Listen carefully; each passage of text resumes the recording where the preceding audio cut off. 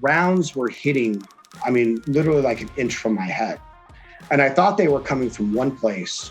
And so I was firing into that place. But actually, they were coming from another place that we hadn't even seen. It was like, it was basically a sniper hole that we hadn't identified. And after the battle, we realized that this guy had like a dead beat on me. He was just missing. Welcome to Combat Story. I'm Ryan Fugit, and I served Warzone tours as an Army attack helicopter pilot and CIA officer over a 15-year career. I'm fascinated by the experiences of the elite in combat. On this show, I interview some of the best to understand what combat felt like on their front lines. This is Combat Story. As regular listeners know, we love stories of commitment, sacrifice, and perseverance. I choose guests carefully to find these traits, and I take a similar approach to choosing sponsors for the show, which is why I'm proud to share that this episode is sponsored by LoanSteady, a company that fights to get you the best position on your home loan. I've known Mo and Hayden, the two owners of LoanSteady, for over 10 years, and watched them grow the company from a 4-person group crammed in a small office into a multi-million-dollar company doing business in dozens of states through hustle, hard work, and sacrifice. I also know they do right by veterans, offering some of the best margins on VA loans you can find. I've personally referred 2 family members to LoanSteady in the past year, and both had great experiences, and I plan on using LoanSteady in the coming year myself. If you're in the market for a home loan, interested in refinancing, or taking cash out for a project or home improvement, particularly while rates are at near historic lows, check them out for a special offer for our listeners. Before the end of 2021, go to www.loansteady.com/combatstory and apply, and LoanSteady will waive all lender fees like those for processing and underwriting. Mo and Hayden will take care of you and keep you safe. It's LoanSteady LLC, NMLS number 1701910, an equal housing lender. Today we hear the combat story of David Parke, a former Army Ranger and sniper team leader, Navy diver, and paramilitary contractor who spent almost 10 years in Iraq and Afghanistan post 9/11. During his time downrange as a contractor, he earned the ODNI's National Intelligence Medal for Valor, which the ODNI describes as being given in connection with an intel community mission to national security and awarded on a highly selective and rare basis. David now co-hosts The Team House, which live streams interviews with special operators, intel professionals, and more. I'm a big fan of The Team House, and you can check out our Combat Story interview with David's co-host, Jack Murphy, episode 13 for us. David has written 2 books and appeared in several TV shows as an actor.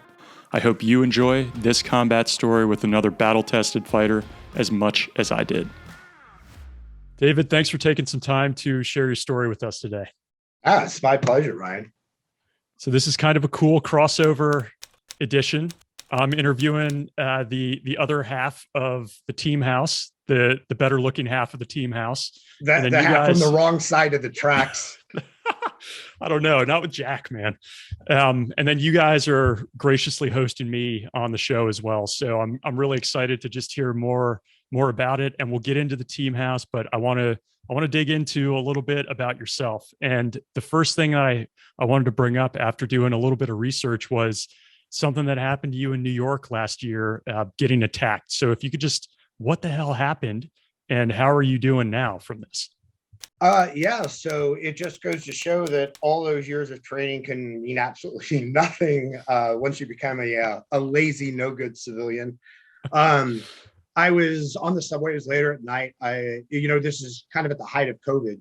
So I was the only person on my train or on my car because it was late at night, and I was reading and not paying attention to my surroundings.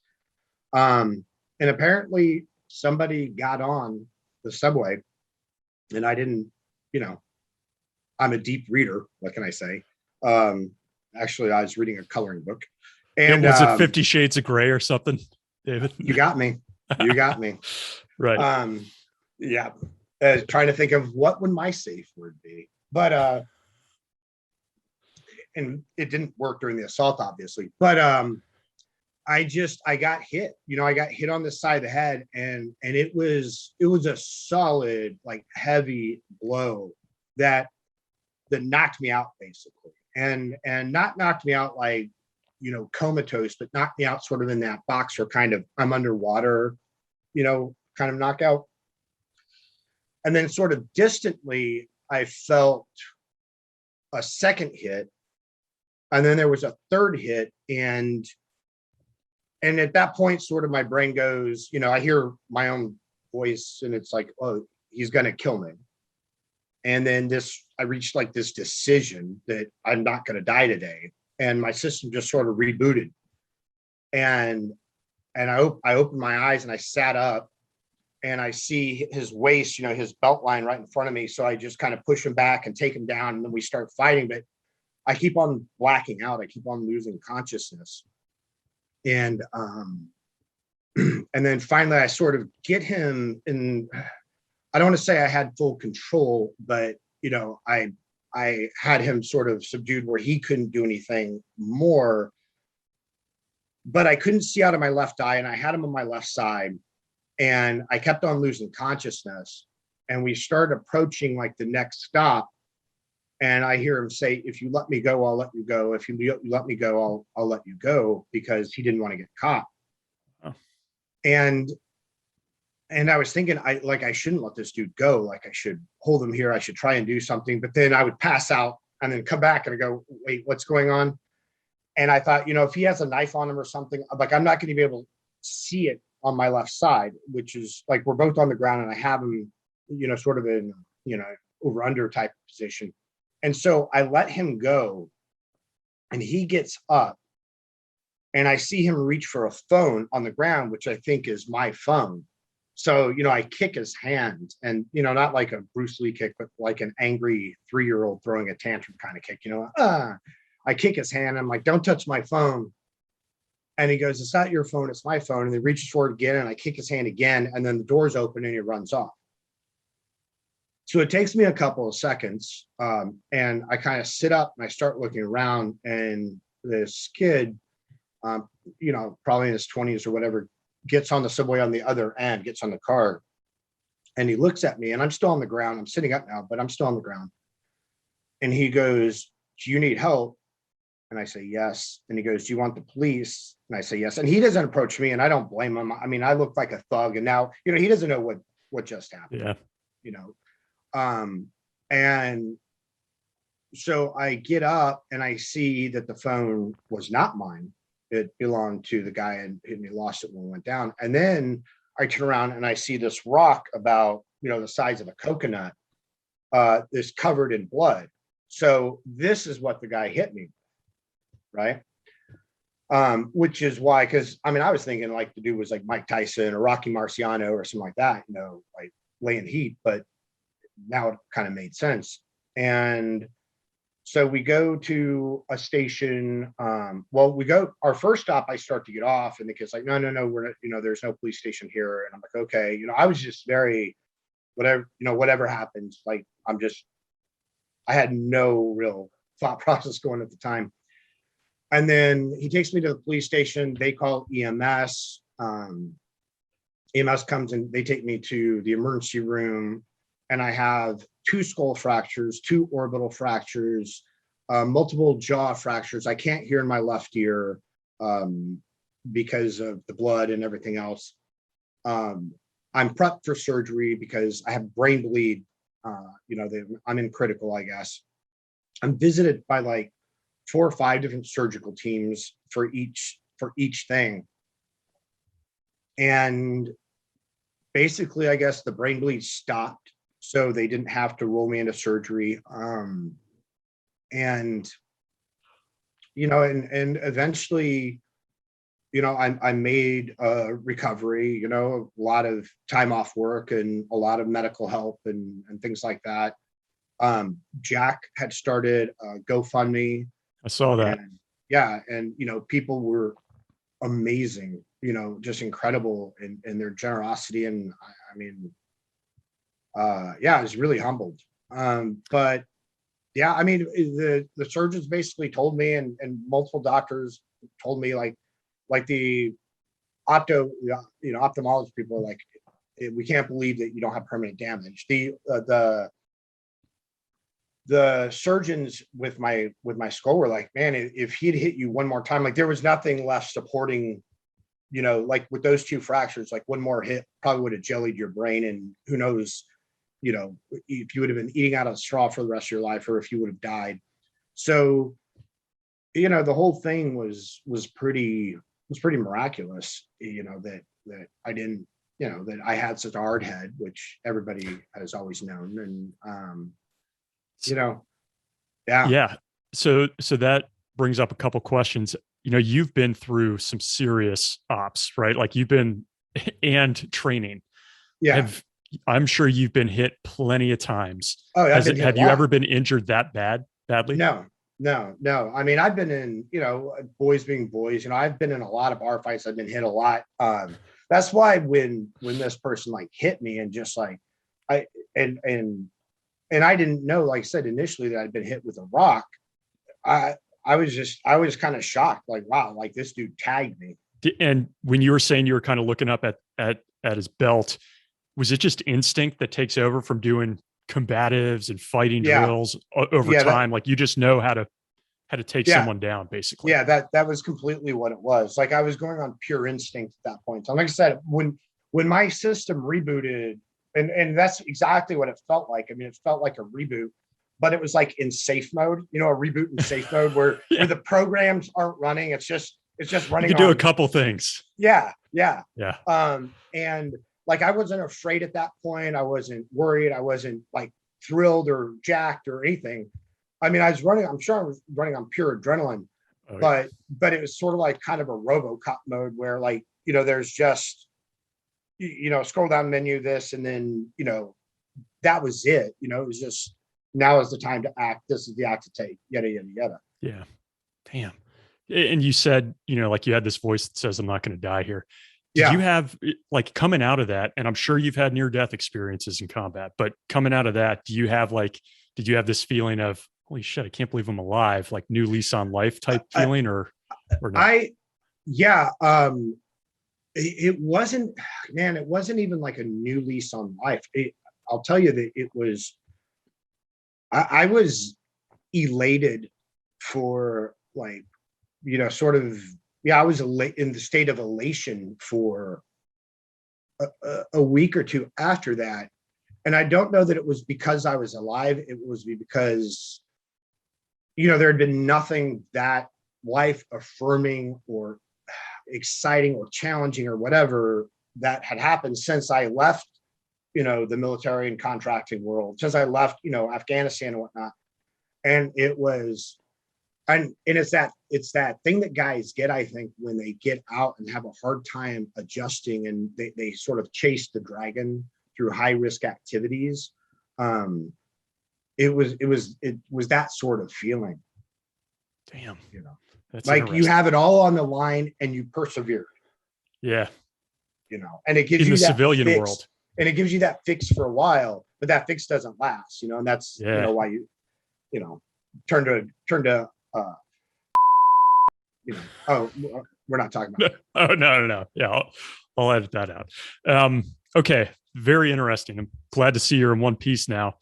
So as we look back to David as a kid, right? And I'm thinking through, like, you have this career where you're in harm's way often. You got the linguist side and interrogator. Like, what were you like as a kid? You mentioned a lot of fights growing up.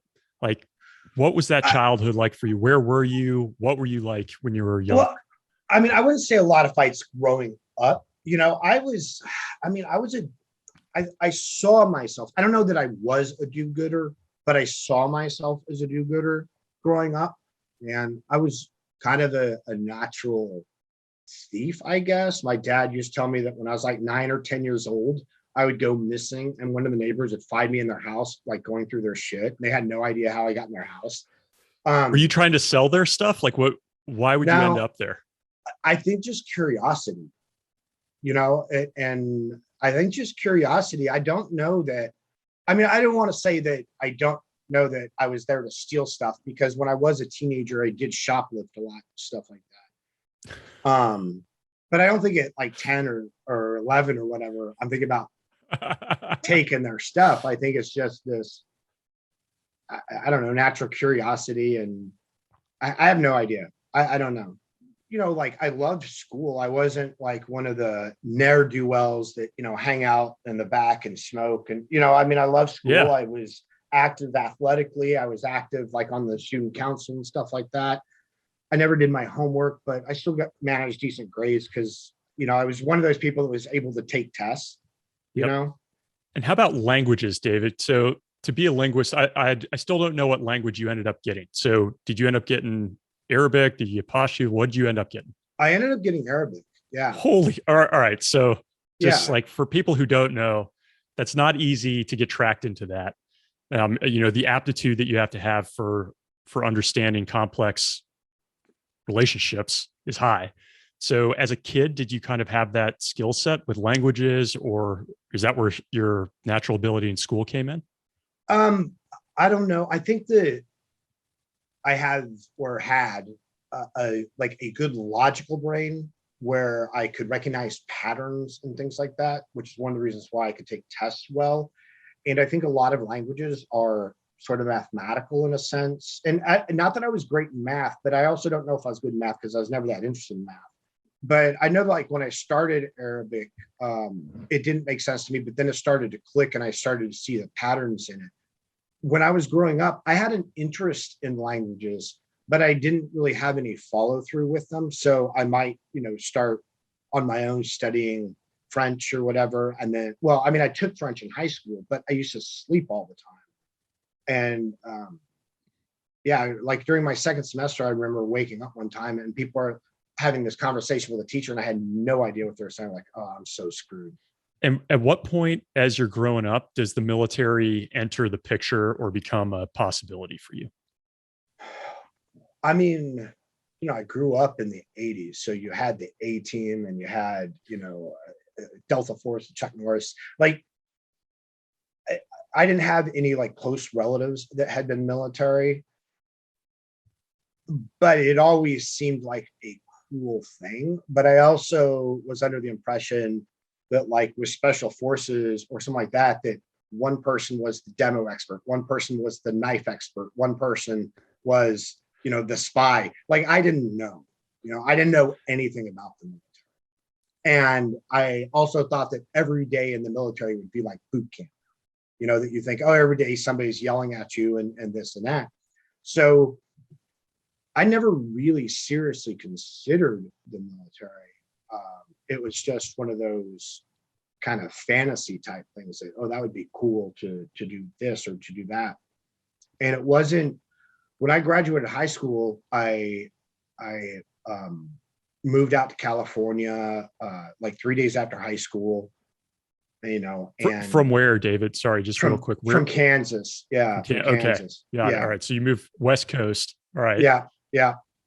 And, and I got jobs there, I ended up doing sales and I hated it. And then I remember I was down in Torrance and I was 19 now and just not really enjoying myself, like what's great about the working world? Nothing, and so I was walking through the Torrance Mall and there was a recruiting station there. And I was like, oh, maybe I'll do that. And so I walked in and it happened to be a Marine recruiter. And, you always hear that Marines are the hardest. And it's like, oh, well, that would be a challenge.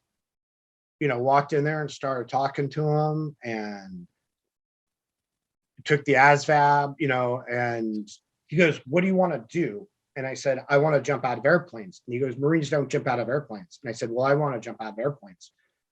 And he goes, okay, well, there's a unit that you can jump out of airplanes. And it happened to be 3rd Angle Corps, the 4th Marine Division. And it's a reserve unit. It's an Air Naval Gunfire Liaison Company, and it's a reserve unit. And the reason I wanted to go reserves because I didn't know if I liked the military. Again, I thought that every day would be like boot camp, and it's like, at least if it's the reserves, I can do some of the cool stuff, but I don't have to like do that. Yeah. And also, when you're 19, 4 years seems like a really long time. So then I took my ASVABs. Then he tried to talk me into being a linguist. Which I, at the time, had no interest in doing. Huh. Yeah. And so then I joined the Anglo. And as I think of Anglicos, I think of kind of like a TAC P, right? Like somebody calling in calling in Yeah. gunfire, right? Yeah. Naval, Is that naval accurate? gunfire and artillery. Yep. That's exactly it. So for that course, you do the Marine boot and the MCT, and then you go to Fort Sill, Oklahoma for the forward observer course. And then you go out to Coronado for the naval gunfire spotter course. Awesome. Yeah. So that's got to be cool stuff. I mean, were you jumping out of planes? No, actually, I did not get to airborne school. It was for Marines. For them, there was like this weight, and I was Sure. a cherry in the unit. And within a year of being in that unit, the first Gulf War started. So guys were kind of going off. They're putting together these forward control teams. The forward control teams, and because I wasn't airborne qualified, I wasn't, and I was newish. So I wasn't, they didn't put me on a team. I was like, well, like that, I want to go to war. So I started calling around and trying to, find an active duty Marine unit that would take me. And none of them would, because they considered me prior service, and the Marines weren't taking prior service.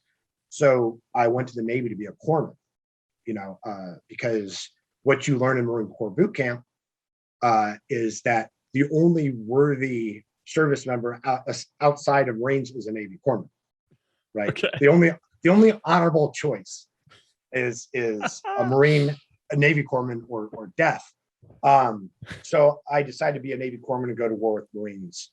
So I left that unit, went into the Navy, became a corpsman, and by the time I graduated Navy boot camp, which I had to go through, and then the corpsman course, the medical course, the war was over. Oh man. Yeah. So then I was stuck in the Navy. Like, oh my God. And I couldn't go to the Marines because they had already pushed all their corpsmen, to the Fleet Marine Force. I was like, well, I don't want to be here. I don't want to work in a hospital, whatever. And fortunately, the career counselor there liked me because I was at Balboa Hospital in San Diego, and she got me orders. She got me a rank waiver and then orders to dive school. So then I went to the hard hat dive school for 9 months to become a diving medical technician. Is that no kidding? Hard hat, like you're talking, deep, deep sea, wow. surface applied. Yeah, yeah. So that you wanted course, to be jumping out of planes, and they were like, "Here, go underwater." Yeah, which honestly was amazing. I mean, it was a great opportunity. I loved the job. When I got to my dive locker, the dudes were great. It was an amazing mission. It was a completely different lifestyle. It was. I can't say enough good stuff about it. What did you like about the mission? Like, what was it that drew you to that made it so interesting for you? It's hard work. It's basically ship's husbandry, right? Working on ships, but doing everything underwater. So dealing with, all the challenges that comes with, it's sort of like, can you imagine working on a car engine, but doing it underwater, like breathing out of, this surface applied system, covered in wetsuit, trying to do everything with, gloves if the water's cold. It is a challenging job. Yeah. So this is going to be a strange question, but I've never talked to somebody who's done this. So if you'll just humor me for a minute, Sure. In the aviation side of the house, you have these warrant officers, all they do is fly for their whole career. And as you come into units, it's very easy to see who is incredibly good at flying. Like you go in the aircraft, they have this control touch that you'll never have for 20 years. Experience, time on sticks, takes a long time. What is that factor when you're talking about that type of world, underwater? Like, do you come into the unit and you see somebody and you just know that guy right there has it? He's really good at this role. Well, so there are so many different roles, and one of the things, so even though everybody in the dive locker has a job, like I was a corpsman, and then you have your a hull tech, or you have a machinist mate, or everybody has a different job. Mm-hmm. But a lot of those jobs don't apply to the work you're doing underwater, right? As a corpsman, like I treated any diving related illnesses, or I treated any medical emergencies like a regular medic would, with the specialization of dive medicine. But then I also dove like everybody else. So, you know what? So for me, or the dive supervisors, the first class divers, knowing the charts, knowing, the medicine aspect of it, Yeah. knowing all that stuff, time at decompression stops, things like that. For some of the more mechanical guys, if they had to fabricate something before a dive job, if they had to fabricate like a cofferdam or belly bands to hold the cofferdam, or these things, like there's a lot that goes into it, and it really takes all types. But then once you're in the water, mostly everybody has the same skill set. If you have somebody who has a mechanical job, they might be able to apply that in a different way underwater if it calls for that. But most jobs don't call for that type of thing. But for the most part, because guys spend so much time diving, I don't want to say everybody, but most guys are good at that job, good at going underwater and and doing the work while they're there. That's interesting. Did you regret leaving the Marine Corps to do that? Or it sounds like you actually had a really fulfilling. Oh no, not at all. Yeah, I really enjoyed it. That's awesome. Yeah. Okay. Yeah. It's and okay. It was a great life. Like I really enjoyed the Navy. I enjoyed going on a Westpac, a cruise. And life was different, I think, for a diver than it was for, the rest of the ship's company. We had certain privileges, that we were a very small unit. So yeah, it was an amazing life. That's cool. All right. So you got the Marine time, you're a diver in the Navy, and then how do you get into this other world that you end up spending so much time in? Yeah. So after the Navy, I'm kind of a dilettante. I have ADD, but my ADD not only is like the 10-second increments that everybody else's is, but it's also in like the 3 to 4 year increments where I start doing something and I look around. It's like, well, I haven't moved in a while, or I haven't like changed jobs in a while.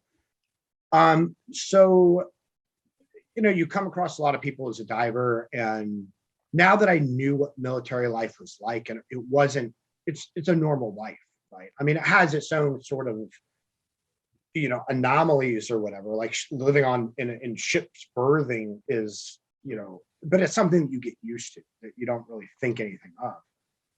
And then I started looking around and trying to decide, what do I want to do? And, I had a very short stint at Paramilitary National Guard unit, which they were great guys, an amazing mission. Those guys were doing hardcore work, and this is before 9/11.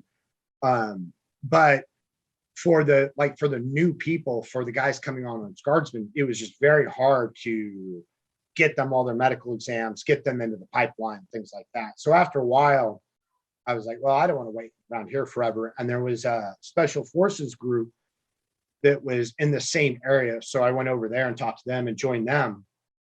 And I was there for like 3 years, and they had the same issues, that they had just transferred from reserve to guard, and they were having a really hard time getting people to SFAS. Guys had been there for a couple of years, 2 years, 3 years, and hadn't been able to get an SFAS slot. So, and that was my case. And so a couple of my buddies in that unit were like, hey, who had been former Rangers, like, hey, if you want to like do it, if you want to kind of have that lifestyle, go be a Ranger. And so that's what I did. So you went from guard, was it SF guard, into active duty, like pipeline straight into RIP and the Ranger. Yeah. Battalion. Back to Army boot camp.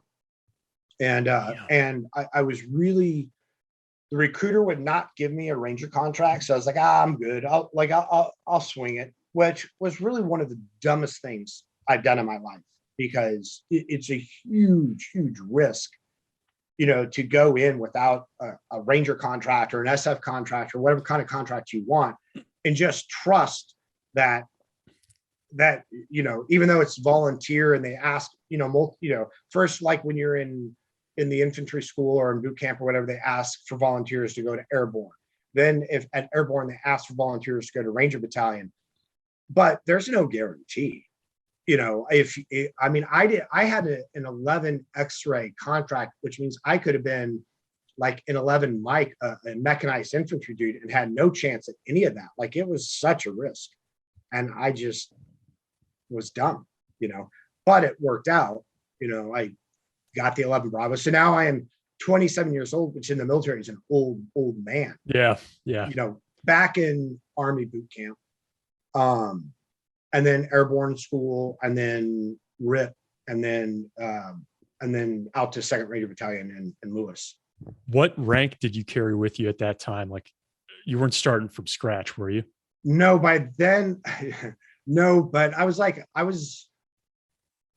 E4 as a specialist, and I was at the top of my time in rank, I think, for like specialists. Like, I was sort of, you need to promote to E5 or something like that, because the Army's got this up or out policy, so you can only be at a certain rank with so many years of service, and I was quickly approaching that. But so I got to 2nd Ranger Battalion as an ancient 27-year-old, specialist with this hard hat dive bubble, this dive medtech bubble on my chest, which it's a really nice looking pin, but the patch itself just looks like a Rorschach test. It's just like this ink blob as a patch, the way it's sewn. So that drew a lot of questions, and like, what the fuck is that on your uniform? And back then that was big, right? Like, those patches that you had were big. Like, that mattered. Yeah, because nobody had a combat, nobody had, if you saw like a grenade or raider or a dude with the Panama, it was like, the whole room would stop to like, look at the person. It was legendary. Yeah. Oh man. So that didn't give you any street cred, like having been a Marine, this Navy dive capability? It did with some people. Like, my first platoon sergeant was very, he was like very supportive of it. He was very cool. And he's like, look, you've done it. I just want you to learn your job here, but I want to send you to Ranger school, like, as soon as I can. My next platoon sergeant didn't feel that way, and actually took my Ranger school slot away. And it's like, you're going to do your time as a private, so what got me out of like getting smoked more than anything was my age. It's like the tab sectors come out and go, privates on, you beat your face or on the ground. It's like, Parke, get up before you have a heart attack, get in your room. So that's so funny at our age now, looking at that. Yeah. Like, you're still a young buck then, man. But, yeah. Oh man. All right. So you're in Ranger Battalion again. This is pre 9/11. So I'm sure they're doing something, but it's not like what happens after 2001. Right. I mean, in Ranger Battalion, Ranger Battalion was an amazing place back then, but even more so now at post 9/11, like, those guys are just like the cream of the crop now, back then it was, I'd say 80% patrolling and, airfield seizures, and then maybe 20% of the MOUT and CQB and stuff like that. Or maybe 70-30, I'm not sure, but it wasn't like it was now. And back then, all Rangers were like skinny, and if a dude wanted to put on weight, like muscle weight in Ranger Battalion, like, they really had to take that time and outside of PT at Ranger Battalion, go and work out on their own, and really, because everything we did was for endurance back then. Yeah. Yeah. And now those guys are all jacked because that's what the mission called for, Yeah. But so it was a great place. I spent a year on the line, and then I went to the sniper section for a couple of years. Did you have to go through training for that, David? For snipers? Yeah. When you go, it's sort of OJT. They don't put you in school before you go, but then afterwards, like, all types of opportunities come up. The Special Operations Target Interdiction course, which is the sniper course for special operations. So I want to ask you about some of the training, but let's first because I want to make sure we talk about the linguist side. So there's a point here where you transition out of Ranger Battalion, right? And you kind of pick up this linguist skill set and find yourself in Guantanamo. I was approaching, this is 2000, and I was, late 99, early 2000. And I was approaching my ETS, the end of my service. And I said, okay, well, what do I want to do now? Well, I either want to go to, to JSOC, or I was in JSOC, but I either want to move up a level, go to Delta selection or whatever, or I want to get out and go to college. I'm not sure what I want to do. So what I decided is that I would try out for Delta but I would also take all the steps because I'd never taken my SATs and, things like that. So I studied for a little while for the SATs. I took those. I applied to a few schools. And at the same time, like the Delta recruiter came around and they administered their PT tests and stuff like that. So, but before the Delta recruiter came, I was involved in a bar fight, and ended up, while after the fight was over and my buddy and I were leaving and walking down the street, one of the bouncers pushed me from behind and I broke my scaphoid. And so I had this cast on. So I still went and took the PT test and passed it because I could make a fist and do push-ups on my fist. And I asked the recruiters, hey, can I come to selection like this? It's like, nobody cares. If you come, you come. And if you pass, you pass. But my sniper section leader, who had been helped me train up into that point, because he had been there, was like, no, you're not going to go like this. You need both hands. The terrain is really rough. If you start to fall. So I kind of fought him on that for a while, but then it's okay, I don't want to waste anybody's time and whatnot, because I would have had to, I think where their selection was, I think I would have had to re-enlist. I can't remember, but it's all right, I'm just going to, and by that time I had heard back from the colleges. I'd been, and I was all right, I'm just going to go to college. I decided though that for what, I don't know what I was thinking back then, but I wanted to major in political science and I wanted to get a minor in Arabic because I thought, there'd be all this great business opportunity in Arabic, for whatever reason. And so I decided I want to learn Arabic. So I started calling around to all these guard units before I left active duty. And I was like, hey, I want to learn Arabic, all these MI units or whatever, but you can't, a lot of times I didn't call the actual units. I would just call these recruiters, these state guard recruiters. And they're like, oh, you're a Ranger tab 11 Bravo 2 Victor. Now you don't want that. We've got a high speed air assault unit for you. We'll make you an E6 right away and blah, blah, blah. I'm like, no, I don't want to do that. I don't want to go to your shitty air assault unit. And that's not fair because they probably want shitty air assault units. Yeah. But finally I called 2nd to 19th Special Forces out in Canova, West Virginia, to their MI section, their SOT A's, which are Special Operation Team Alphas, which are their SIGINTers and whatnot. And I was like, hey, I want to learn Arabic. This is who I am. These are my qualifications. You're like, yeah, Roger. We'll send you to Arabic. So before I even left active duty, I had a slot to DLI for a month after I left active duty.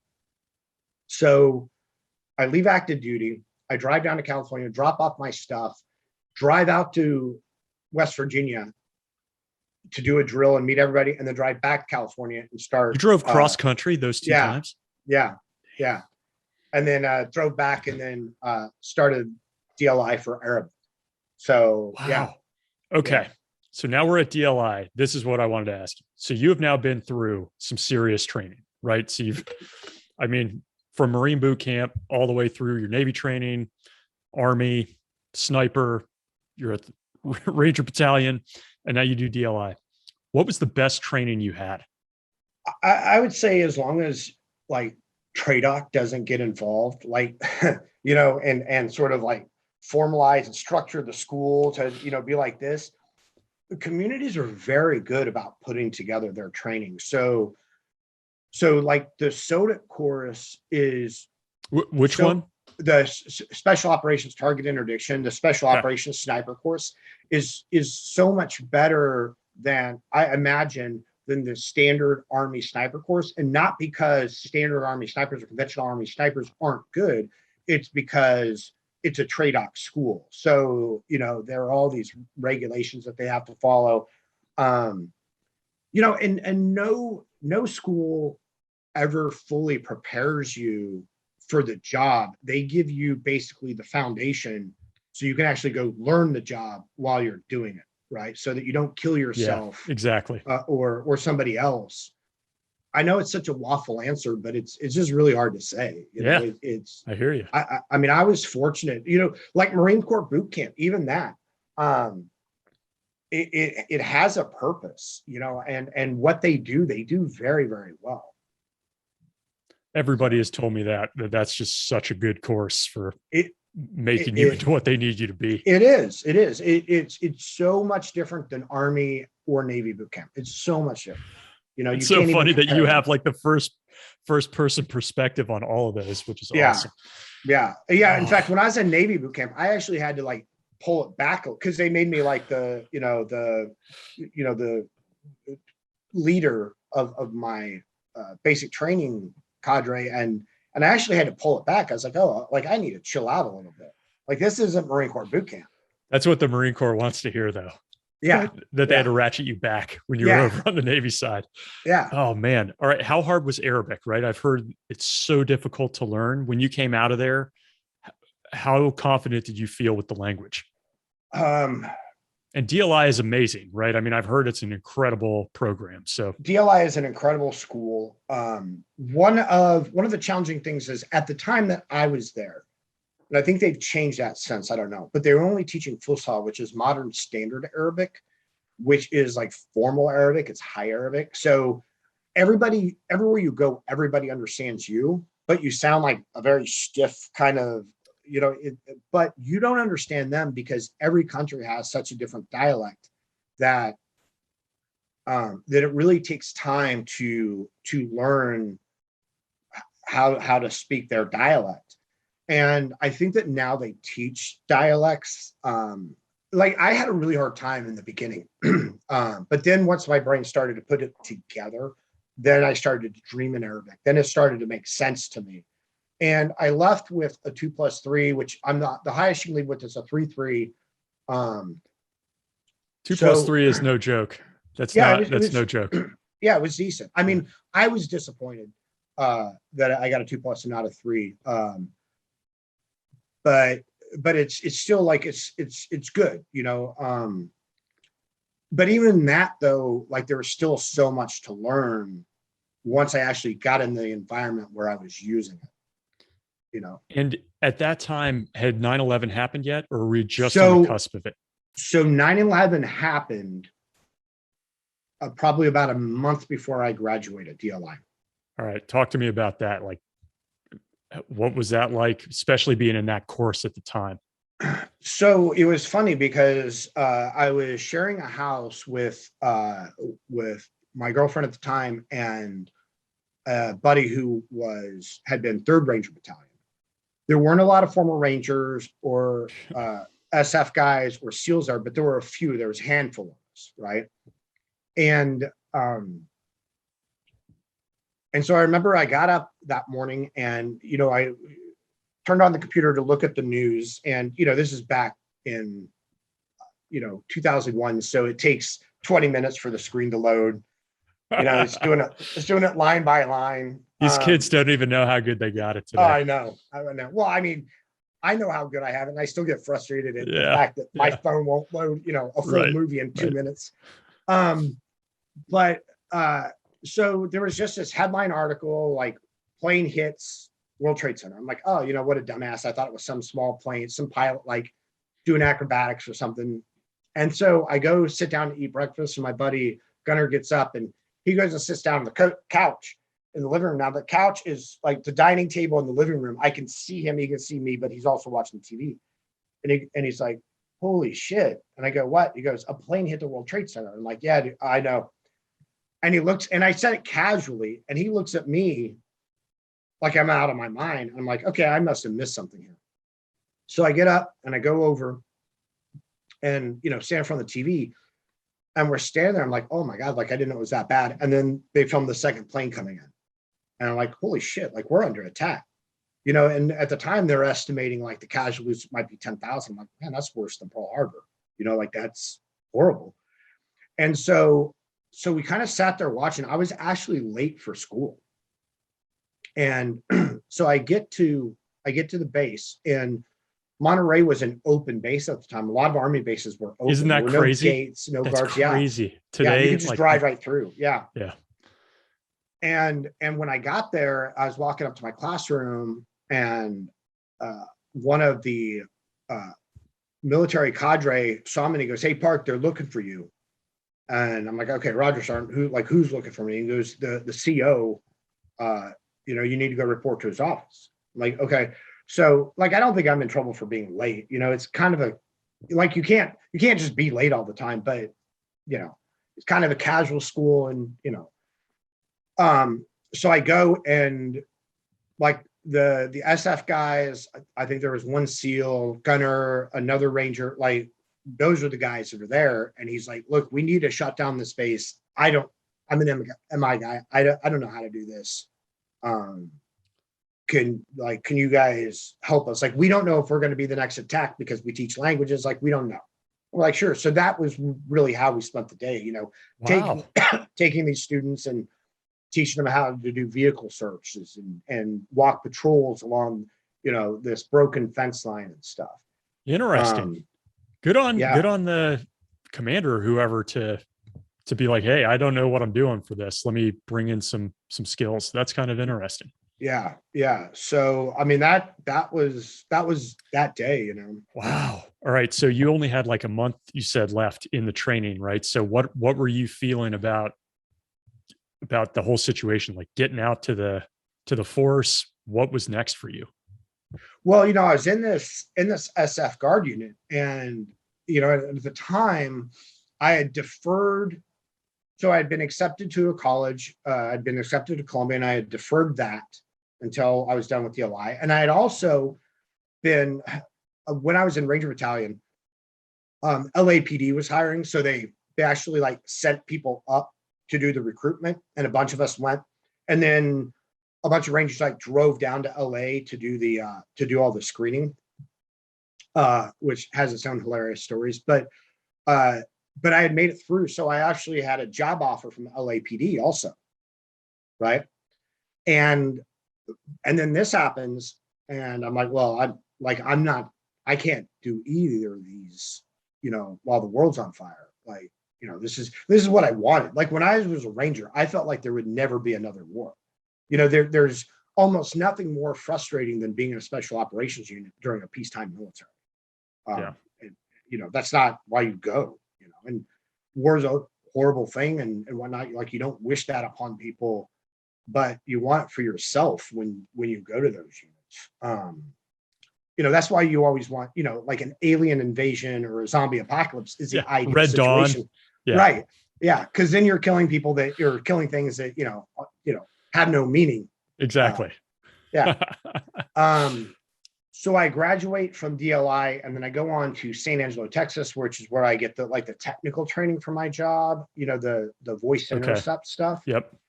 And I think it's a 6-week or 8-week course. I can't remember. But while I was there, my unit calls me, and they're like, "Hey, Dave, we're getting ready we're spinning up. We're getting mobilized. We're going through the state process of mobilizing. You need to get here." And I was like, "Okay." So I told my cadre, "Hey, this is what they're doing, and I need to get there." And they're like, "Roger." So they basically would prep me for a test. I'd take the test. They'd prep me for a test. I'd take the test. And so I was out of there in a week and a half. That's cool. Yeah. No, they were super supportive. But by the time I got to my unit, they had already mobilized. And so my unit commanders, the leadership of my unit, were trying to tell the West Virginia National Guard, like, hey, we need to like mobilize him. He's actually one of the only people we have in our unit, because it's a huge asset. It's a tactical unit, but I was like one of the only guys with a tactical background, right? So, the West Virginia Guard is like, oh, sure, we'll get right on that, which they didn't. And so basically I sat around the unit, and the empty guard armory for like a month and a half, waiting to get mobilized, and it just wasn't happening. Finally, I went to like the stay behind commander, who, for whatever reason, they didn't go. And I was like, hey, sir, like, I can't afford to just sit here and, make $40 a day or $50 a day. Like, I've been waiting. They asked me to wait. I'm waiting. He's like, well, you're a grown man. I can't tell you what to do. I'm like, well, that's not the answer I was looking for. Okay. So I started contracting. I found these opportunities, and, and with the Ranger background, and then the Arabic, it's like, well, yeah, there's opportunities out there for me. And then in 2002, you find yourself at Gitmo. Is that right? Yeah. So the first place I went was Guantanamo Bay for, the interviews, I guess. Interviews. The interrogations. Yeah. David, all right. I'm trying to remember like 2001, 2002, like this war is in full swing. What was your impression before you went into an interview room with anybody of what that was going to, like, the person on the other side and what they would be like? If they speak Arabic and they're in Afghanistan, they are Al Qaeda and they're a terrorist. Like, that's what you think. Right. Which was not the case. Yeah, you're there with, with other people. Like, it was rarely just like one it was usually one Arabic speaker, but then there was usually more than one interrogator, but not always. Are you nervous, especially these first times? Like, hey, I'm going into a room with a full-blown Al Qaeda guy who's just been pulled off the battlefield. Holy crap! I mean, what's honestly, going through your mind? Yeah, honestly, I wasn't nervous about that. Honestly, I was nervous about, is my Arabic up to par? Like, am I going to be able to understand this dude? Yeah. Am I going to be able to communicate with him? Because up until that point, like, I hadn't been doing a lot of speaking in Arabic. And in fact, speaking is a skill that's not even graded. It's listening and reading are the skills. And also you're worried about the dialect.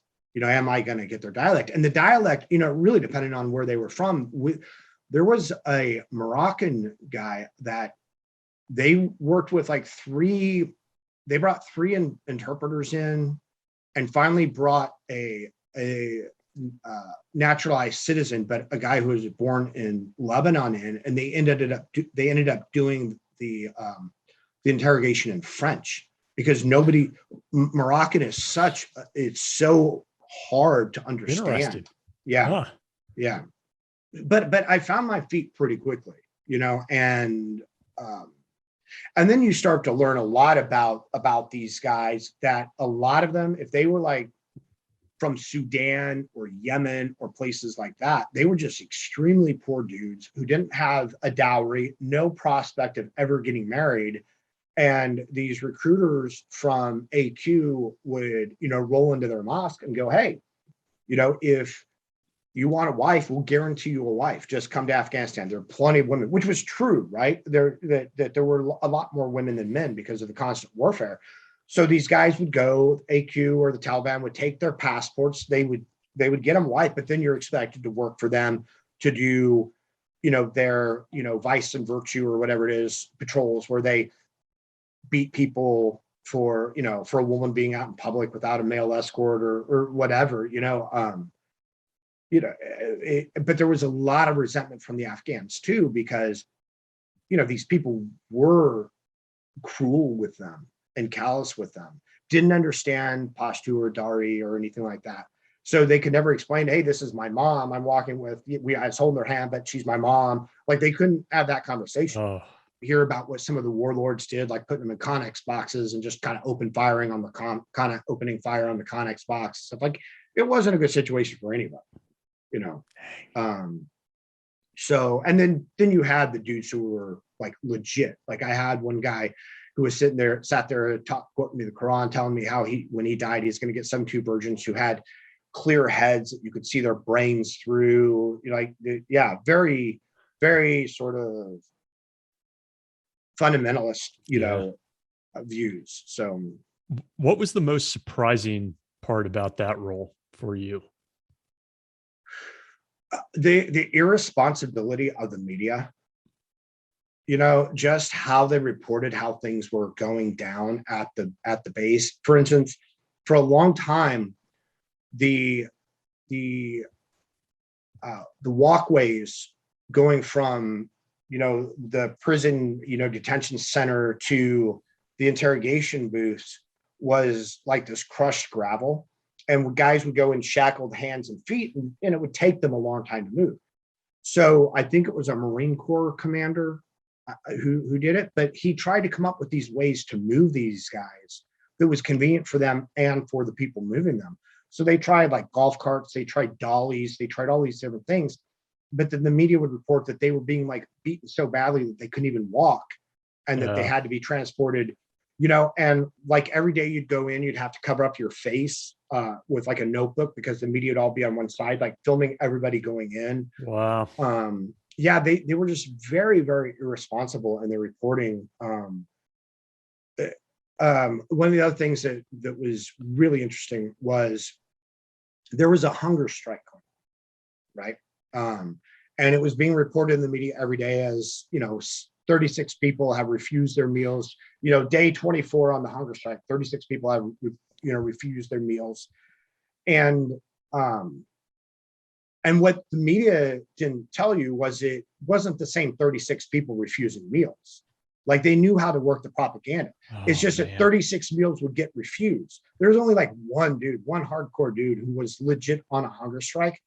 Everybody else, it'd be their day to not take a meal. But then they would come to the interrogation with, and it'd be like, okay, you know, Wally, how are you doing? I am so hungry. Oh, are you on hunger strike today? Yes. I cannot talk today. Okay. What do you need in order to talk?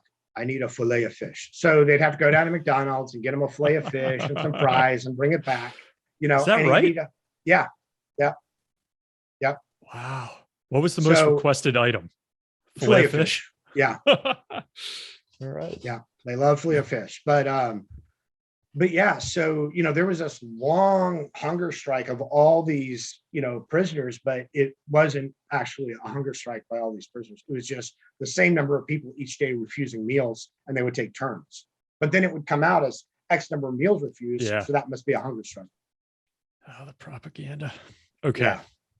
So you spend some time there. You've done all of these jobs, and we're going to get into this incredible engagement that you're in later. But how do you go from being this linguist who's got this SIGINT kind of skill set to what comes next, which it seems more kinetic?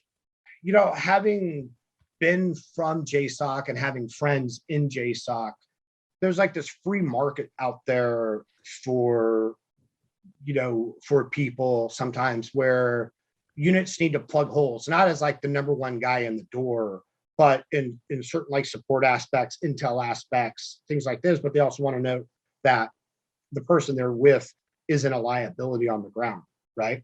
Well, I mean, look, I was disappointed that I was going to Guantanamo because I wanted immediately to go to Afghanistan. Yeah. You know, I wanted to be with my friends. You know, I wanted to be with the guys I knew, whether it was from the SOD-A teams or from, you know, Ranger Battalion or wherever else. Like, for sure. You know, there's this war going on and I'm not part of it. And that just does not feel right. Fortunately, like I found, you know, a company that had these contracts for sort of like intel support and whatnot, you know, for, you know, JSOC and whatnot for different units, and was able to, you know, go from Guantanamo to Afghanistan and then, you know, work with battlefield interrogation teams attached to units and, you know, in other capacities. Perfect. So if you set us up, then it sounds like Afghanistan is the first place you go into, Right. without talking about who you're working with, obviously, but just the first time you're going outside the wire, right, in Afghanistan. It sounds like it's still pretty early. Are we talking 02, 03? Yeah, it's very early. Yeah. Okay, so you're super early It's on. '02. It's You're like mid '02. Yeah. damn. So you're in like the major leagues now. What did it feel like? What was that first op, if you even remember it, or maybe the first time you get into contact?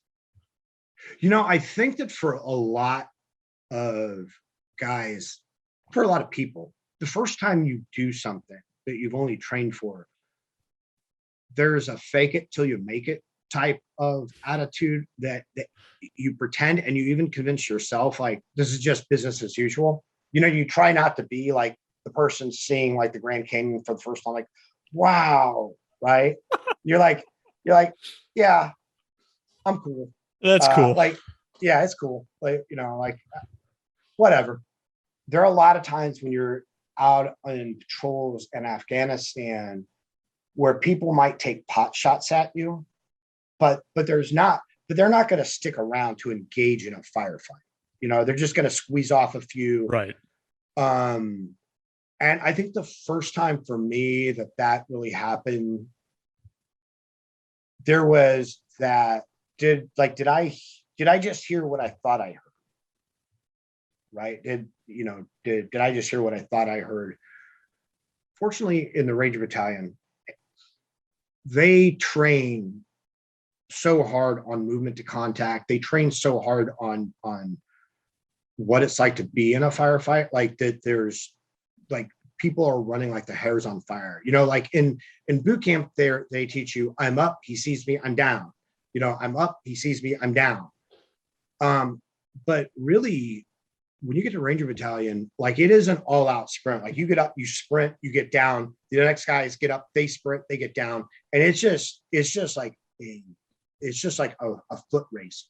So those first contacts, it's almost like a training event in a way, right? Because at the time, you have to pretend or convince yourself that nothing bad is going to happen to you. I mean, there's obviously the overall realization that something can happen to you, but you don't go into combat with that type of mentality. You want to do smart, like you let your fear sort of like guide you in a way, like, okay, I don't want to stand out in the open. Okay, if somebody's dialed, then I need to move, things like that. But you don't think of like what you have to lose, because that gets you that kind of frozen thing. So you just move, like you just act. It's very pure. It's like a flow moment. Was that the first type of mission set that you were running? Was kind of like almost a movement to contact, go into a house, pulling somebody out, or was it a different type of mission set? It was. I mean, there were multiple mission sets because I was fortunate to be working in different capabilities with different people. So it might be like long patrols, where you're just visiting villages, one village after another, and sitting down, with the village elders and things like that. And then other ones were like, okay, this unit has a ping at this location, and they're going to go hit it, and you're going to go with them. Did they have you there for the Arabic language, David? I mean, presumably not in Afghanistan. I would imagine it's not as important, but maybe. I mean, not nominally. I mean, if you catch an AQ guy or an Arab, then yeah, sure. If not, then maybe like some interrogation stuff or some collection stuff or whatever. Yeah. At that point, it just kind of becomes they plug you where they need you, and you just you pretend that you know how to do the job, and you learn how to do it as you go. It's pretty common. Did you enjoy that initial deployment, I guess, as you would describe it? It sounds like you're moving to different units, supporting different people. So as you would describe it as a deployment, how was that for you? Did you feel like, God, I'm finally here? Yeah, absolutely. And there's always kind of the next thing on the next horizon, right? Well, I'm never going to be the number one guy in the door or whatever. So, you're always kind of trying to like no matter where you get, I think you're always like looking forward as, well, what's better than this, but yeah, yeah, it was great. I mean, I loved it. Yeah. Is there earlier on in that time, before we kind of jump to this engagement later on, is there an engagement that comes to mind that really resonates with you, that was maybe like tough for you, point in your life, like decision making, leadership challenges, or just tactically it was hard, that comes to mind for you? I mean, not at that point. It was a different contract that I was on, where I was in a more active role, and things were, and this is a little bit later on, like, because I went, so from Afghanistan, I was there for quite a while, and then I got pulled back to the US. I pulled back to Bragg for the invasion. So deployed with, the JSOC elements, Okay. for 2003, and crossed the border with them. Damn. Yeah. And so, and that was amazing, to work with those guys, to be out, driving around Iraq, and have JDAMs going off, on the ridge lines around you, or to get a nighttime airdrop for supplies because you've been out so long. Yeah. So, If you hadn't been a contractor, David, do you think you would have been in that position? Like, that you would have gotten into a role like that? I mean, it sounds pretty fortuitous. Like, you're in Afghanistan in 2002, and then the next year you find yourself in the invasion of Iraq with yeah, JSOC. no, I mean, unless I had stayed on active duty somehow, Yeah. but no, I was really fortunate to have been where I was, and to have known the people that I knew, because a lot of times I might not be qualified for like the position, or or I might not have the creds for what I was being brought in to do, but I would get a hey you from a buddy who had cloud or pull or whatever, and then I'd be in that position, and then I would learn that job. Yeah. So there was an instance where, before the invasion, before I ended up with who I went with, RRD was rolling across, and they were rolling across with some US tanks. And one of my buddies, who is an RRD, goes, "Hey, Dave, are you with anybody yet?" And I'm like, "Yeah." And he goes, "Do you want to come with us?" And I'm like, "Yeah." So he goes, "Okay, grab your shit and, meet us, at this time." So I go to get my stuff, and then I show up at their convoy, and he's like, "Hey, man, sorry, but the commander wants us to take an Air Force guy, TFI guy, an Air Force guy." I'm like, "Okay, all right, cool, man." And so they roll, and that vehicle ends up getting hit by friendly fire from one of our tanks, depleted uranium. Ooh. And I know his name. I don't know if I want to say it, but the guy who took my spot actually died in that friendly fire incident. And it was, it's like you get this sense of, man, I'm so glad to be alive, but man, it also like, I feel guilty for feeling glad that I'm alive, and because the dude was a good dude, and I mean, if it's shape, you don't want to see that, but Yeah. it's a real like mix of emotions, yeah. And I mean, I think things like that happen a lot. Like there are just so many random things that happen, and this, happen in the fog of war or in combat, Yeah. like things that you can't make up, No.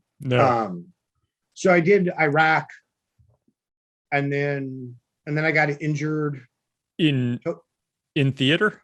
Yeah, totally my fault. Okay. Totally my fault. All right. And yeah, it wasn't anything Purple Heart worthy or anything else like that. It was totally my fault. But I ended up breaking my back. So I was on the mend for a while. Okay. Then I went back to Afghanistan. And then in 2004, I picked up a different contract. Why'd you go back, David? Like, I mean, I'm almost a broken back sounds pretty significant. Like, why not just not go back? What else was I going to do? I mean, your friends are still over there. Like, what am I going to do? Well, I mean, some people might just not go, but I could tell, like with you, that's not going to happen, obviously. Yeah. So I was just yeah. I curious. think a lot of guys that you talk to, if they get injured, a lot of them, their first reaction is, well, I don't want to leave my buddies. I don't want to leave the fight. Exactly. Like there's still a lot to do. Like in 2004, I mean, I bounced around contracts. I picked up another contract that was, more in a sort of an advisory leadership role for, also like some intelligence support type stuff. But where I was working with U.S., units and indigenous units and, just kind of a myriad of different things, sort of like a jack of all trades type role, which, even though you're there in an advisory role, a lot of times you end up needing to take the lead on something because maybe your indige get bogged down in their process. Sometimes they just take a little bit more leadership. Yeah. But I can also tell you about, before we get to like the award and that stuff, I can tell you about one of the dumbest things that anybody has ever done in combat. Okay. I get to claim that title. No way. No way. All right. Yeah. Let's hear this. So this is in Iraq. This is 2004. And so one of the things at Ranger Battalion, and I'm not even sure where I got it from. I think it was a friend before that. But I used to have this lessons learned, like typed manuscript from Vietnam, from recce guys in Vietnam. That's awesome. Where'd you get it?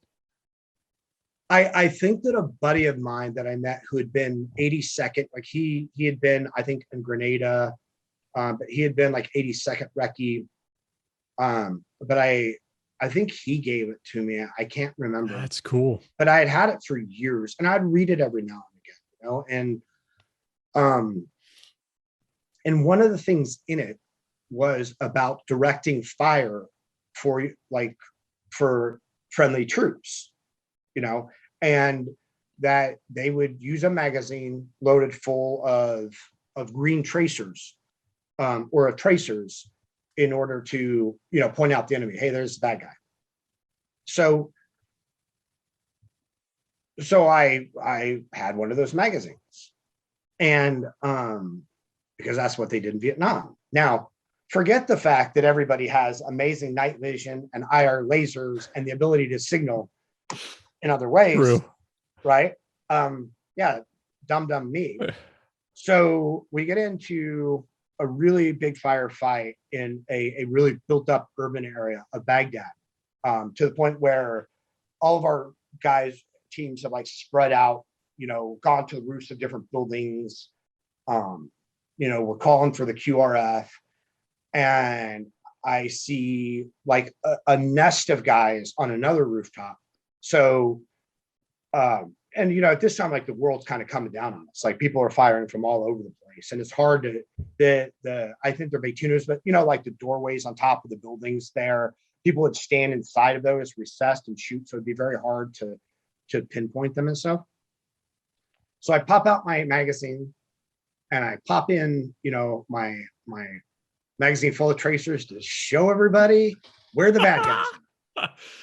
Well, so you didn't know that's the one you were popping in, David? No, I knew. Oh, you did? Okay, so you're trying to point them out. All right. Oh, yeah, I'm trying to point them out. I'm being a good Vietnam era, recce guy, by pointing out where the bad guys are instead of just doing it with my IR laser. And there's that saying that tracer fire goes two ways. And as soon as I started shooting on that location, the entire world came down on me. And there were three of us on this rooftop, and like we get down behind like the wall, my buddy John is laughing. My buddy Bart's like, well, that was a good idea. I was like, fuck me. Can I say fuck me on? But I was like, yeah, I saw that going better in my head. David, are these like tier 1 guys that you're with? They're like, Effectively? they're like smart dudes. Jesus. They're like good dudes. Yeah. Oh man. And yeah, so that was the last time I ever did that. Hey, at least you were drawing fire away from other people with that. Yeah. There's a silver lining. That was exactly what I tried to claim. That's what you drew up. Trying to take the heat off everybody else and just like put it on me. So hey, yeah. Was there anything else in that recce document that did come in handy or that was interesting? I'm trying to remember a lot of it. I mean, a lot of it was about the ounces make pounds, like shave down your toothbrush, shave down like everything Wow. adds up. Like, how interesting. If I ever find that, I'll send it to you. Yeah. I know cool. I still have it. It's just packed away in some box somewhere. Man. Dang. Yeah. Okay. So, look, I want to jump to this award just from what you've shared with me, and we'll be, very specific in how we describe this. But basically, and I know you said you hadn't talked about this much. So this is an ODNI award, the National Intel Medal for Valor. And so it's the equivalent for a military Silver Star. It's not given out lightly. What I would love to just hear, if you can, and David, I know you're a humble guy, as much as you can share, since it's ODNI, we can't talk about who it's with. We all get that, but just put us there for what was going on and what was going through your mind for this event, as much as you're able to share. So I was, doing my thing, supporting, people much better than me, and it was sort of a joint unit or a joint task force, I guess, and or a joint operation. And the target were like 2 senior level Taliban guys. And the unit approached the target. We had, so like an Indigenous team makes the initial entry. They meet heavy resistance inside. One of them goes down. We don't know his situation. The other 3 actually back out. And then it just became like this knockdown, drag out fight that lasted for hours with them and their cronies. Is it day or night, David? It's nighttime. Nighttime, right? Yeah. And and we don't know if the Indige inside is dead. We can't back off and call an airstrike because we don't know if he's alive, if he's dead. During the course of the fight, we get several more injured. And actually, I don't want to say we get pinned down or our forces get pinned down, but our forces we essentially get locked into place. At one point, like I grabbed some Indige and, kind of take them up to the door and I'm like, okay, like follow me, like don't like follow me. Like you have to follow me. You cannot stop. Why did you decide to do this, David? Like, so you guys are in this position where you're effectively immobile. Like, why are you deciding that you're going to go and do this? Because we have guys injured. We have to get a medevac in, but we can't call a medevac in. It's just like, it's time to end it. I don't know, maybe I was just bored. I don't know, it just seemed like the thing to do at the time. Okay. But one of the leaders of the operation was like, don't do that. Like, don't, we don't know what's inside. We don't know. Like, he was worried, I think, that the Indians were not going to follow me and I'd be in there by myself. And like I said, it was a really well, but again, like the normal strategy would just be back off and bomb it. But we couldn't because we still didn't know if our guy inside was alive. Meanwhile, we've got other guys outside bleeding out. They're behind cover and whatnot, but not bleeding out, but, in need of a medevac. Yeah. And at the time, rounds were hitting like the corner, literally like an inch from my head. And I thought they were coming from one place. And so I was firing into that place, but actually they were coming from another place that we hadn't even seen. It was it was basically a sniper hole that we hadn't identified. And after the battle, we realized that this guy had like a dead beat on me. He was just missing, from like, jeez, maybe 10 or 15 feet away. Wow. So we pull those guys off, stay in the fight, and finally I grab another American.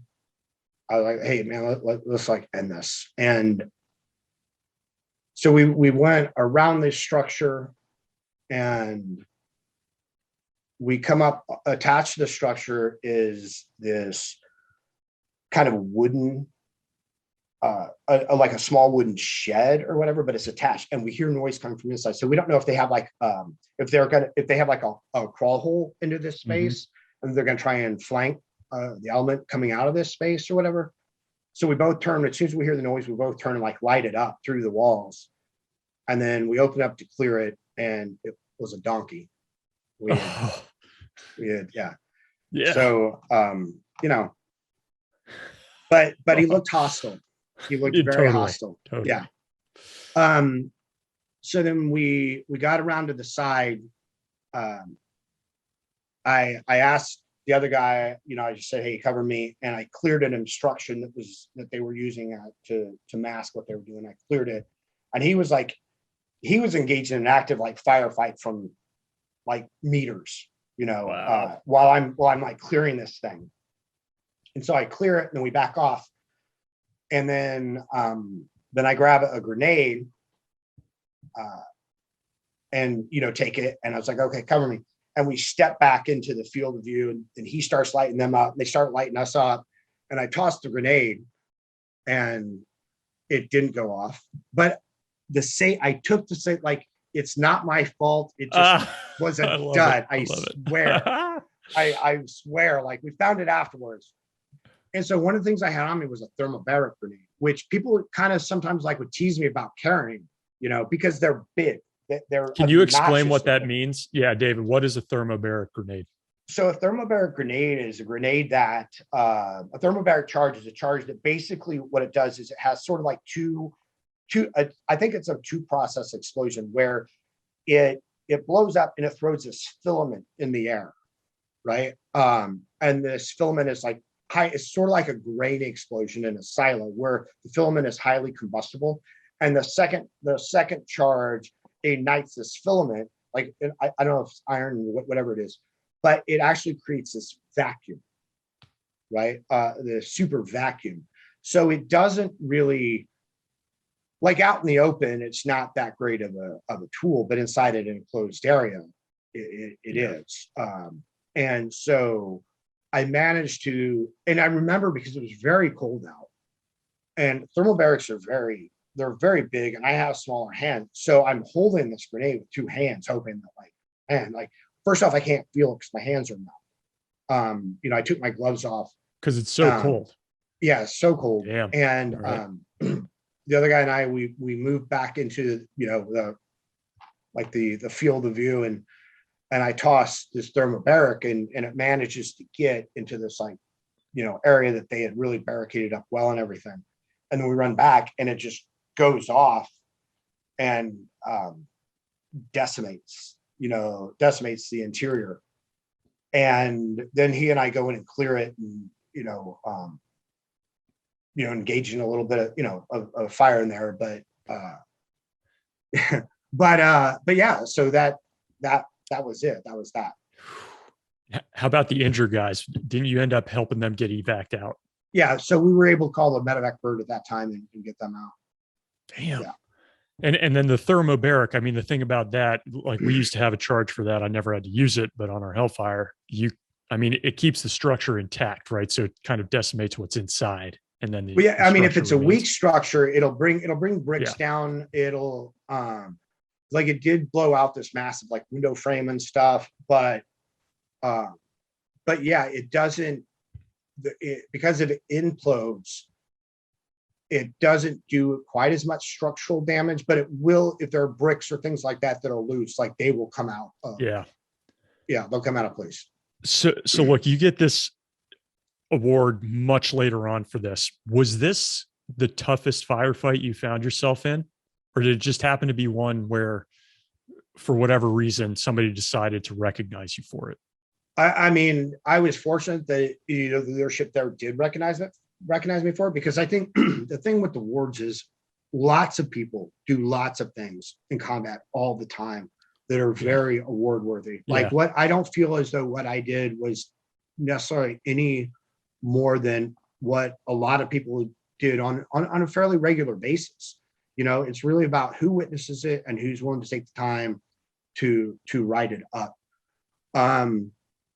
It was one of the toughest firefights I've been in, I guess. But there are other places like in downtown Baghdad or Sadr City or whatever, where they were tough for their own reasons, because like the whole town, it seems like, comes out, when when the mosque call starts to go off at a time when it's not supposed to go, like, you're in trouble. And that's basically, hey, everybody grab your guns and come over here. So because the whole idea with doing these nighttime operations is that you're trying to shorten or the decision point that the bad guy has, right? The best solution is you've snuck into their house and they wake up with a gun in their face and they have no decision time. So if they hear helicopters coming in, or somebody calls them on an ICOM and says, hey, troops are passing by this pass, looks like they're heading your way, then they've got time to set up everything. If you're outside their wall, you're doing a wall and, climb their walls and, doing a call out, like, they have less time. If you're doing an explosive entry or a silent entry, they have less time. The whole idea is to minimize the amount of time they have to respond to you being there. So when you're sneaking up to an objective and somebody happens to be outside and they walk back inside, there's nothing you can really do about that. They're not a bad guy, right? Because you're walking down the street. But then all of a sudden the call to prayer goes off. You're like, oh man, here we go again. They got us. Like so many of them, especially when you're operating in an urban environment, you're doing like 2 to 3 ops a night or whatever. Like, they just all start to bleed together. There are funny moments you remember, there are ridiculous moments, there are crazy moments and tragic moments. But outside of those, everything just bleeds together. Yeah. Is there a funny moment or a crazy one that comes to mind for you? Yeah, I mean, there are a few. I mean, and some of them are combat related and some of them are just situational. But like, one of the things is like with the bathrooms in the Middle East, they're all in the floor. So when a guy goes in to clear a room, and it happens to be a bathroom, and he pulls up short and steps in that and comes out with with feces all down his leg, it's like, you can't help but rib a guy for that. Yeah. And, if you're working with Indige, they do crazy things sometimes. Like, they'll, you take down a house and all of a sudden, you're waiting for like bad guy reinforcements to come. And so, but they're all going into the house, like grabbing Cokes out of the fridge and stuff like that. It's like, what? It's like so normal, right? It's like, what is going on here? I feel like I'm in crazy town. And they're like, oh, you want what? And I'm like, but no, I'm thirsty. But I don't want a Coke. Yeah. Oh, I love it. All right. Look, let's talk a little bit about the team house if we can, David. Yeah. So maybe first question. So I've interviewed Jack, had a great time with him. How did you two meet? So Jack and I met at like a new battalion, like a Bat Boy meetup in New York one time. like years ago, maybe 8 years ago or something like that, or 9 years ago. I'm not sure. So that's how we initially met. That's like they put up the bat signal and they're like, "Hey, all the former Rangers, come on Yeah. and meet up here." Yeah. Yeah. Yeah. Let's do some property damage and get banned from this barbecue. Well, let's go have a bar fight. Yeah. Yeah. How did you guys end up coming up with this idea to do this together? So originally, first off, Jack and I are both nerds. Like we are total like geeks and love a lot of geeky shit. We share a lot of stuff in common, like comic books and things like that. And we were talking one time and he said, "Oh, my daughter played Dungeons and Dragons at school and she loved it. So I'm running this game for her." And I go, "Oh man, I love D&D. Like, let's get together and play a game." Then he started watching Critical Role and he's like, "Oh, I want to do that." And so basically it was his idea to like start this, studio as we were going to film ourselves playing D&D. And, he invited some friends and we did it a few times and it was all right, but it was kind of boring. Nothing like Critical Role. If you guys have ever seen that, it's a bunch of voice actors that had this long running campaign that's brilliant. And he also really had a hard time getting like people to commit, people to show up and realize that like this is a job, even though we're not getting paid, So he had the studio and he said, "Hey, do you want to?" He came down one time to. He originally called it Murphy's Law, and he interviewed a buddy of his. And I was actually sleeping on his couch at the time. I was between apartments and looking for a place. And he goes, "Do you want to go down to the studio and like do something?" I go, "Yeah, sure." "Like what?" He goes, "I don't know." So initially we just started drinking and talking about news stories. And then we came up with a new name for it. And then we had on maybe like, I don't know, a few weeks in, I don't remember, we had our first guest on. And then a couple episodes later, we had another guest. And then it started to see like, oh, maybe bringing in a guest is the way to do it. And it just sort of evolved to being what it is now. Cool. That's awesome. And our idea was always like, we didn't want it to be a formal interview. We wanted it to be, like, how would somebody talk if they were sitting down at the bar having a few drinks, Yeah. And so that's really what we've tried to do. That's cool. All right. So you guys have interviewed a lot of folks. Which ones come to mind for you as kind of maybe one, if you had to say one that was underrated for like, you really thought that it was solid, but maybe it didn't get the view count that you were expecting? Does one come to mind for that? Yeah, we have a couple like that. One, I mean, the first one that comes to mind is Marty Peterson, who was the first female CIA case officer to work behind the Iron Curtain. She wrote a book called The Widow's Spy. And to me, like, she should be a household name. I mean, cool. What she did was amazing. The other one that comes to mind, and I don't want to get his name wrong, but it's Casper Doms, who was part of the Sirius Patrol. And they're Danish special forces who patrol Greenland like during the winter. It's a 12-man unit, and they are out there for like 6 months living, and it's just incredible. It's just incredible. I mean, we're in it's like you're in a fortunate position where you can interview all types of people. For sure. Is there one that you have? I know this is hard. This is like, who's your favorite kid? But is there one or two that come to mind? Like this one, I just really enjoyed for whatever reason. Like if I don't mention them, like I've enjoyed every single one. So, this isn't like playing favorites. These are just some of the ones that were, because we've had legends on, we've had Tilt on, we've had, we have had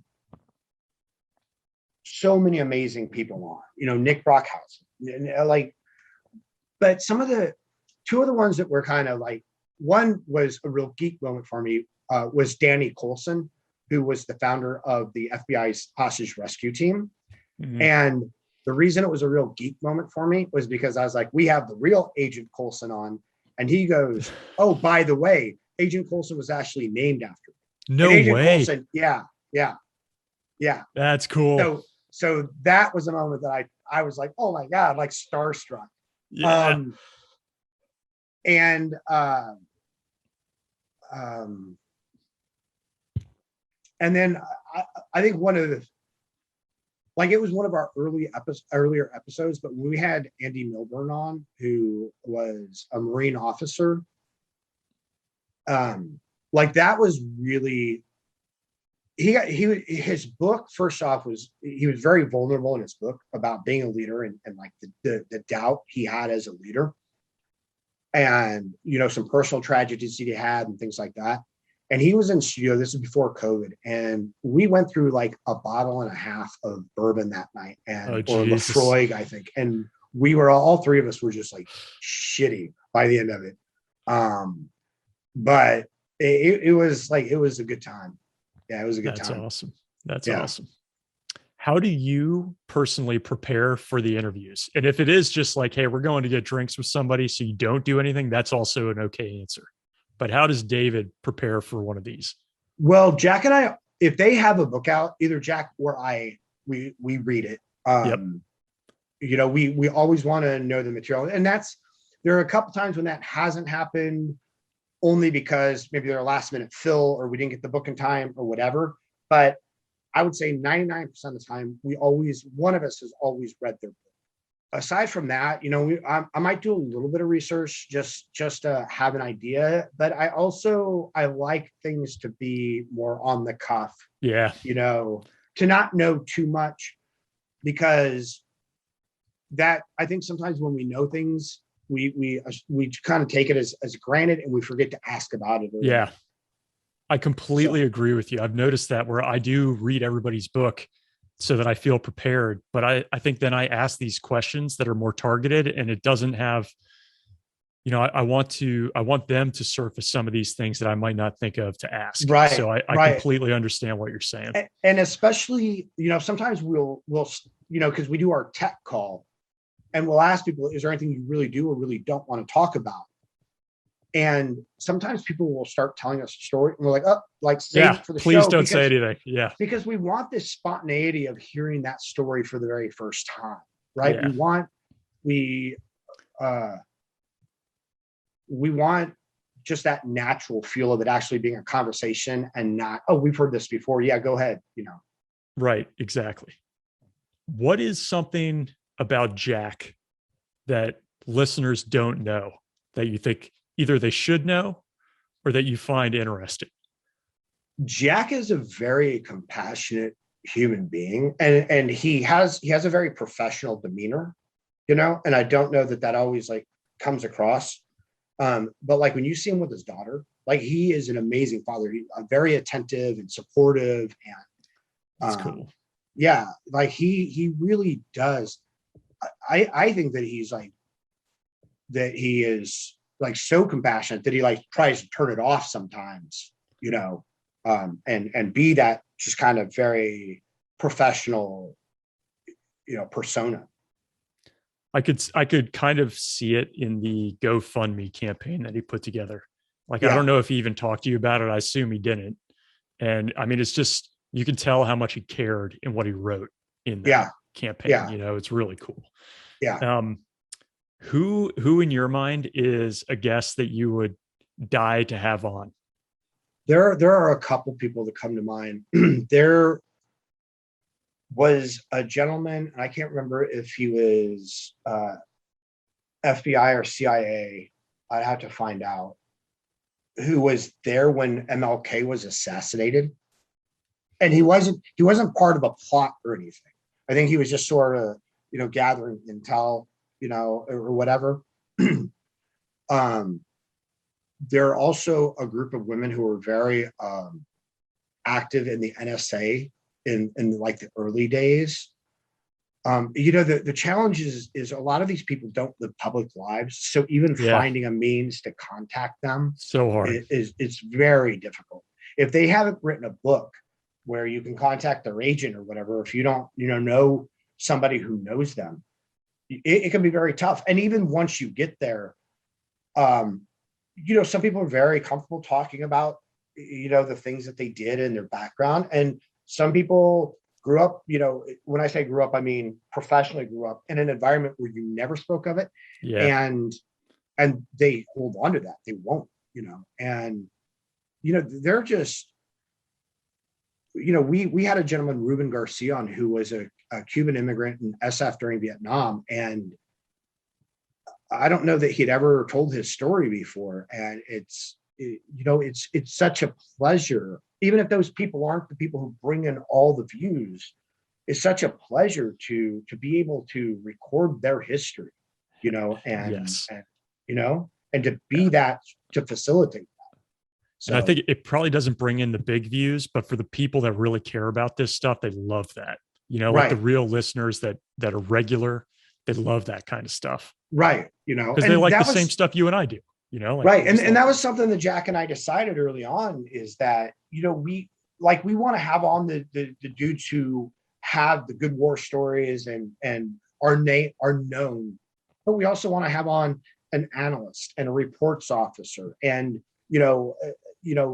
we want people to sort of see the full spectrum of the history of these things and what it looked like on the ground level for people involved in it, no matter what their role was. Exactly. Man. And I know you've written 2 books, David, or at least co-written one, right? Yeah. And I don't necessarily recommend them for anybody. No, really? Well, the first one was Coach with Courage, which was a book about fear, which I will rewrite at some point. Because it was written for coaches, because I did a little bit of that a while ago. And it was about how to face their fears. Why did you decide to write it? Yeah.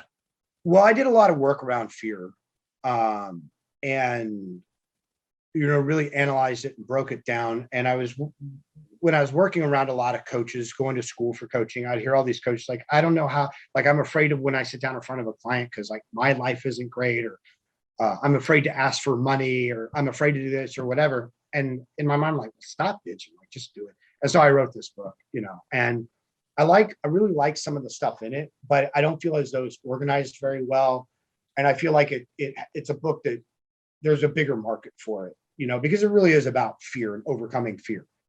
And then the second book that I co-wrote with my buddy, Richard Nongard, Dr. Richard Nongard, was based off of some seminars that we were doing around through the South and Midwest for VA personnel and military, well, really for anybody, but it was I think it was how to counsel those who have killed other people. Yep. And it's because one of the things that used to get to me was I didn't feel like a monster for the stuff that I did in combat, right? But when I would talk to somebody, they would assume that, one of the questions would be well, how did you get over it? And I'm well, there's nothing to get over. They were bad guys. They were willing participants. It was consensual combat. They agreed to be there too. I've never heard that term. Yeah. Consensual combat. Yeah. Yeah.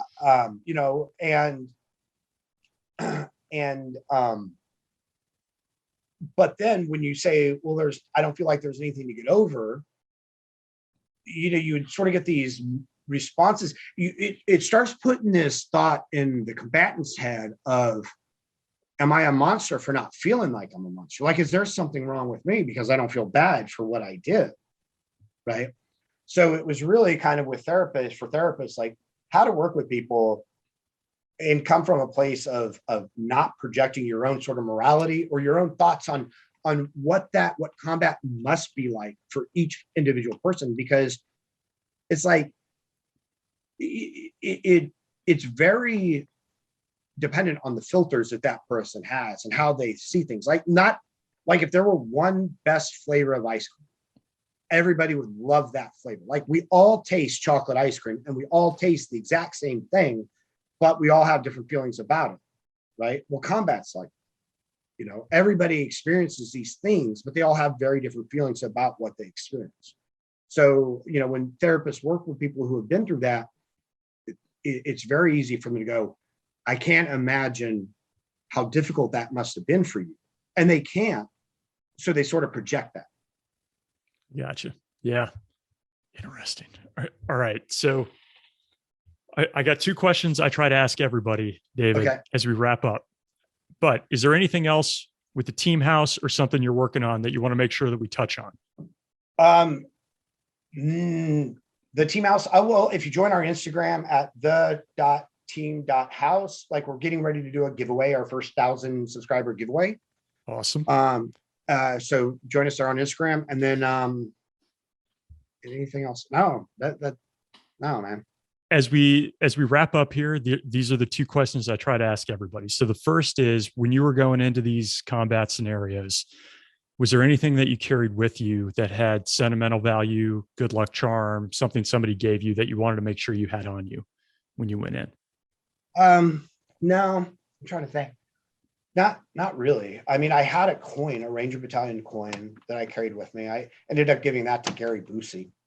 What happened with that?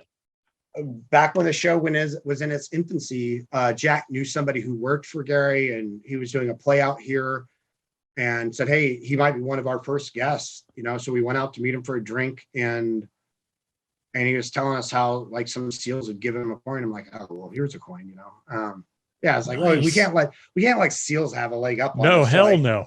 So I gave him my coin, and he was very, very appreciative. I mean, he was very grateful and generous and everything. But we ended up not having him on the show because the play like didn't go its full run. It got canceled. He went back to California, I think. So that was about it. Nice. All right, I'll take that. And then the next question is, especially we talked about this award, but as you look back, I mean, you were a Marine, you're in the Navy, you've done this time on the ground in Afghanistan and Iraq. Would you go back and do all that again, knowing what it all meant? 100%. Yeah. I had I not done it, I think that, I'm 51 now, and had this war going on and I hadn't been a part of it. I feel as though I would always kind of be looking back going, man, what if I would have done something like that? Could I have done something like that? So yeah. And I met the best people. I mean, the best people everywhere, in my dive locker, in, a Ranger battalion, in the contracting world, like the best human beings, I was very fortunate. And you continue to meet them with the team house because you got the street cred to do it, obviously. Absolutely. I mean, I feel very grateful that, these people come on our show and we get to spend, they're willing to spend 2 or 3 hours with us. Like, yeah. It's such a privilege. Well, I feel that way, having spent some time with you. I really appreciate it, David. This was a blast, and I look forward to chatting with you and Jack on the team house, man. Yeah, we really look forward to having you on, man. Can't wait. Our first comment comes from Pookie White on YouTube, and it's about the Jimmy Settle interview. He says, I'm very upset this video is only in the 30,000 views range. I think I've watched all of these guys, and this is my second favorite. Johnny Shrek's numero uno, of course. Hey, that's true. Jimmy is an incredible story. I mean, he was a PJ, not for a very long time, but he did pararescue up in Alaska, and he was downrange, and he was in some intense fighting, and he was shot in the head and was back in combat 24 hours later. So he's an impressive guy. He also free climbed the jump towers at Benning.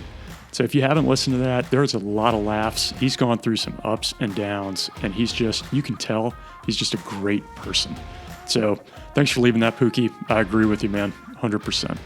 Our second comment comes from Michael Bryant, also on YouTube, and this one's about Ray McPadden, at least the first interview. He says, this was an excellent interview.